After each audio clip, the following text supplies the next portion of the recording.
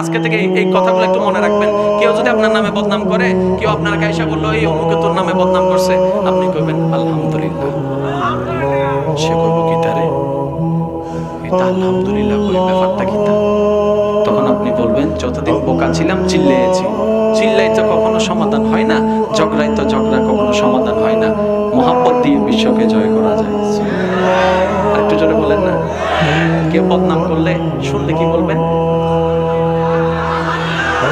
কেন আলহামদুলিল্লাহ? শুনেন, কেউ যদি আপনাকে বলে আমি তোমার গুনাহগুলা নিচ্ছি, খুশি না নারাজ? তা আপনার বদনাম করে তা আপনার গুনাহ নিচ্ছে, তার উপর রাগ করতেছেন কেন? মাফ করে দেন না।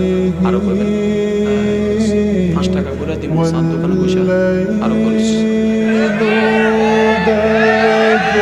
বদনাম করলে আজকে থেকে শুনবেন আমি যেটা করি, বদনাম যে করবে তার জন্য 5 টাকা। কয় টাকা? গালাগালি করলে 10 টাকা, আরো যদি বেশি করে 50 টাকা। চলবো তো ইনশাআল্লাহ? চলবো তো ইনশাআল্লাহ? আজকে সবাই এখান থেকে যাইয়া ফেসবুকে একটা স্ট্যাটাস দিবেন। আজকে এখান থেকে যাইয়া সবাই ফেসবুকে একটা আমার পক্ষ থেকে স্ট্যাটাস দিবেন। সেটা হচ্ছে যে আমার বদনামকারীদেরকে জানিয়ে দিও তারা যেন তার একটা বিকাশ নাম্বার আমাকে দেয়, তাদের জন্য রেখেছি 5 টাকা। তারা কইব যে ব্যবসা তো বালা, ব্যবসা করো বদনাম টাকালো, করো বদনাম টাকালো।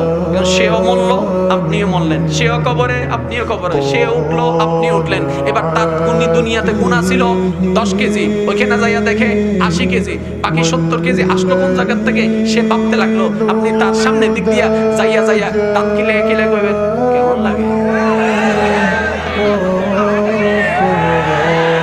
কেমন লাগে? কয় কি তারে কাম তুই করছত নি? ওই যে 5 টাকা খাওয়াইছি। ঠিক না বেঠে? বদনামকারীর জন্য আর কোন রাগ, কোন ক্ষোভ, কোন কষ্ট, বদনাম করলে কয় টাকা? আরো জোরে, আরো জোরে ল 5 টাকা সাত দোকানে ব। সংসদ এত কাজ পারে না, সাত দোকানে যা পারে।